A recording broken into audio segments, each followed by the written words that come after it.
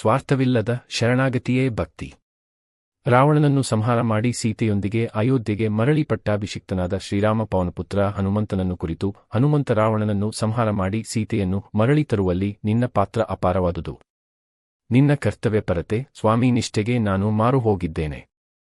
ಅದಕ್ಕಾಗಿ ಈ ಮುತ್ತಿನ ಹಾರವನ್ನು ನಿನಗೆ ಪ್ರೀತಿಯಿಂದ ನೀಡುತ್ತಿದ್ದೇನೆ, ತೆಗೆದುಕೋ ಎಂದು ತನ್ನ ಕಂಠದಲ್ಲಿ ಧರಿಸಿದ್ದ ಮುತ್ತಿನ ಹಾರವನ್ನು ತೆಗೆದು ಹನುಮಂತನಿಗೆ ಕೊಟ್ಟನು.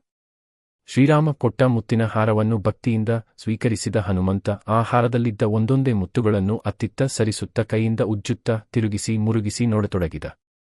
ಅದರ ಮಧ್ಯದಲ್ಲಿದ್ದ ಪದಕವನ್ನು ಕಣ್ಣಲ್ಲಿ ಕಣ್ಣಿಟ್ಟು ಪರೀಕ್ಷಿಸತೊಡಗಿದ. ಅದನ್ನು ಕಂಡು ಅಲ್ಲಿಯೇ ಇದ್ದ ಲಕ್ಷ್ಮಣನಿಗೆ ಕೋಪ ಬಂತು. ಹನುಮಂತ, ನಾನು ಆಗಿಂದಲೂ ಗಮನಿಸುತ್ತಲೇ ಇದ್ದೇನೆ. ಬಹುಶಃ ಇದು ಅಸಲಿಯೋ ನಕಲಿಯೋ ಎಂಬ ಅನುಮಾನ ನಿನ್ನನ್ನು ಕಾಡುತ್ತಿರಬೇಕು.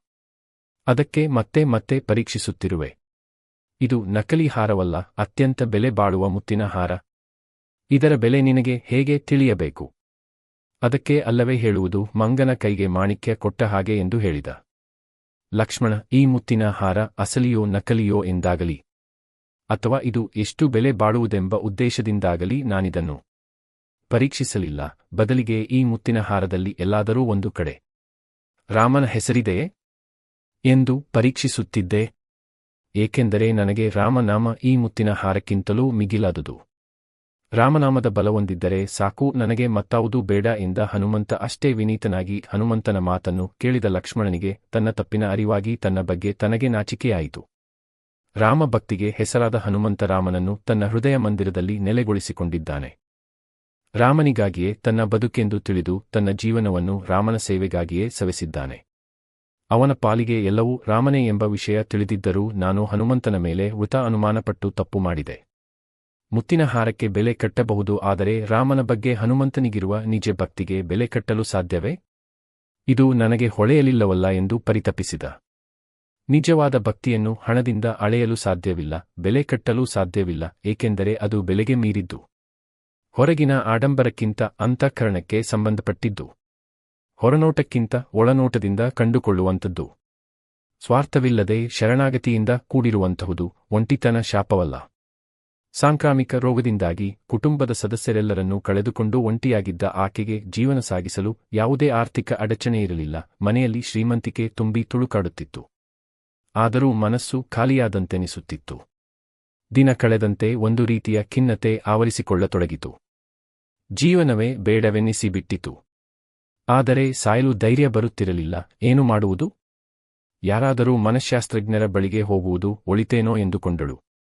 ಒಬ್ಬಳೇ ಹೋಗಲು ಮನಸ್ಸಾಗದೆ ಸುಮ್ಮನಾದಳು. ಒಂದು ದಿನ ಇದ್ದಕ್ಕಿದ್ದಂತೆ ಜೋರಾಗಿ ಮಳೆ ಸುರಿಯತೊಡಗಿತು. ಆ ಗಾಳಿ ಮಳೆಯ ರಭಸಕ್ಕೆ ಹೆದರಿಕೊಂಡು ಎಲ್ಲಿಂದಲೋ ಬಂದ ಬೆಕ್ಕೊಂದು ಈಕೆಯ ಮನೆಯೊಳಗೆ ನುಗ್ಗಿತು. ಅದರ ಮೈ ನಡುಗುತ್ತಿತ್ತು. ಇವಳಿಗೆ ಅದನ್ನು ಕಂಡು ಅಯ್ಯೋ ಅನ್ನಿಸಿತು. ಸ್ವಲ್ಪ ಬಿಸಿ ಮಾಡಿದ ಹಾಲನ್ನು ಒಂದು ತಟ್ಟೆಗೆ ಹಾಕಿ ಅದರ ಮುಂದಿಟ್ಟಳು. ಹಸಿದ ಬೆಕ್ಕು ಗಟಗಟನೆ ಕುಡಿಯಿತು. ಸಂತಸದಿಂದ ಅವಳ ಕಾಲನ್ನು ನೆಕ್ಕಿತು. ನಗುವುದನ್ನೇ ಮರೆತು ಬಿಟ್ಟಿದ್ದ ಆಕೆಯ ಮುಖದಲ್ಲಿ ಅಂದು ಮುಗುಳಗೆಯೊಂದು ಕಾಣಿಸಿಕೊಂಡಿತು. ಬೆಕ್ಕು ಅಲ್ಲಿಯೇ ವಾಸಿಸಲು ಪ್ರಾರಂಭಿಸಿತು. ಬೆಕ್ಕಿನೊಂದಿಗಿನ ಒಡನಾಟದಲ್ಲಿ ಅವಳ ಒಂಟಿತನ ಸ್ವಲ್ಪ ಮರೆಯಾಯಿತು. ನೆರೆ ಮನೆಯಲ್ಲಿ ವಾಸಿಸುತ್ತಿದ್ದ ವಯೋವೃದ್ಧರು ಹಾಸಿಗೆ ಹಿಡಿದ ಸಂಗತಿ ತಿಳಿಯಿತು. ಅವರ ಮಕ್ಕಳು ವಿದೇಶದಲ್ಲಿ ನೆಲೆಸಿದ್ದರು. ಈಕೆ ತನ್ನ ಕೈಲಾದಷ್ಟು ಉಪಚಾರ ಮಾಡಿದಳು. ಚೇತರಿಸಿಕೊಂಡ ಅವರು, ನಿಮ್ಮಿಂದ ಬಹಳ ಉಪಕಾರವಾಯಿತು. ನೀವಿಲ್ಲದಿದ್ದರೆ ನನ್ನ ಗತಿ ಏನಾಗುತ್ತಿತ್ತೋ ಏನೋ. ನಿಮ್ಮ ಋಣವನ್ನು ನಾವೆಂದೂ ಮರೆಯುವುದಿಲ್ಲ. ಇದ್ದರೆ ನೆರೆಹೊರೆಯಲ್ಲಿ ನಿಮ್ಮಂಥವರಿರಬೇಕು ಎಂದು ಆಕೆಗೆ ತಮ್ಮ ಕೃತಜ್ಞತೆಯನ್ನು ತಿಳಿಸಿದರು. ಅಂದು ಅವಳಿಗೆ ತನ್ನ ಇರುವಿಕೆಯ ಮಹತ್ವದ ಅರಿವಾಯಿತು.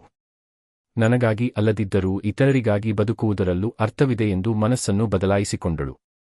ಮನೆಯ ಮುಂದಿನ ಒಂದು ಕೋಣೆಯನ್ನು ಬಡ ವಿದ್ಯಾರ್ಥಿಗಳ ಅನುಕೂಲಕ್ಕಾಗಿ ಉಚಿತ ವಾಚನಾಲಯವಾಗಿ ಮಾರ್ಪಡಿಸಿದಳು.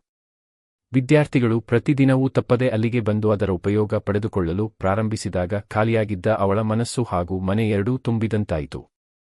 ಒಂಟಿಯಾಗಿರುವುದು ನಿರಾಕರಣದ ಅಥವಾ ತನ್ನೊಳಗೆ ಹುದುಗಿಕೊಳ್ಳುವುದರ ಪ್ರತಿಫಲನವಲ್ಲ. ಒಂಟಿತನವನ್ನು ಯಾರೂ ಬೇಕೆಂದು ಬಯಸುವುದಿಲ್ಲ. ಕಾರಣಾಂತರಗಳಿಂದ ಅಂತಹ ಸಂದರ್ಭ ಬಂದೊದಗಿದಾಗ ಅದನ್ನು ಶಾಪವೆಂದು ಭಾವಿಸದೆ, ದೂಷಿಸದೆ, ಕೊರಗದೆ, ಅದರಿಂದ ಹೊರಬರುವ ಮಾರ್ಗವನ್ನು ಕಂಡುಕೊಂಡಾಗ ಬದುಕನ್ನು ಮತ್ತೆ ಹೊಸ ಹುರುಪಿನಿಂದ ಮುನ್ನಡೆಸಬಹುದು. ಉಲ್ಲಾಸ ನೀಡುವ ಹವ್ಯಾಸಗಳು, ಸಜ್ಜನರ ಸಂಪರ್ಕ, ಸಾಮುದಾಯಿಕ ಸಹಭಾಗಿತ್ವ, ಸಮಾಜಮುಖಿ ಚಟುವಟಿಕೆ ಇವುಗಳಲ್ಲಿ ತಮಗೆ ಯಾವುದು ಸೂಕ್ತವೋ ಅದರಲ್ಲಿ ಆಸಕ್ತಿಯಿಂದ ತೊಡಗಿಕೊಳ್ಳುವುದರ ಮೂಲಕ ಬದುಕನ್ನು ಸಂಭ್ರಮಿಸಬಹುದು. ಇದಕ್ಕೆ ನಾನೇ ಉದಾಹರಣೆಯಲ್ಲವೇ ಎಂದುಕೊಂಡಾಗ ಅವಳ ಬಗ್ಗೆ ಅವಳಿಗೆ ಹೆಮ್ಮೆಯೆನಿಸಿತು. ಒಂಟಿಯಾದೆ ಎಂದು ಕೊರಗಬೇಡ. ಸೂರ್ಯನೋ ಒಂಟಿ, ಚಂದ್ರನೋ ಒಂಟಿ, ಆದರೆ ಜಗಕ್ಕೆ ಬೆಳಕು ನೀಡುತ್ತಿಲ್ಲವೇ? ಒಂಟಿಯಾದಾಗಲೇ ನೀನು ಏನೆಂದು ಅರ್ಥವಾಗುವುದು, ನಿನ್ನ ಸಾಮರ್ಥ್ಯ ಎಷ್ಟೆಂದು ತಿಳಿಯುವುದು. ಸೂರ್ಯಚಂದ್ರರಂತೆ ನೀ ಜಗತ್ತಿಗೆ ಬೆಳಕು ನೀಡುವುದೂ ಬೇಡ, ನಿನ್ನ ಬದುಕಿಗೆ ನೀ ಬೆಳಕಾಗು ಸಾಕು.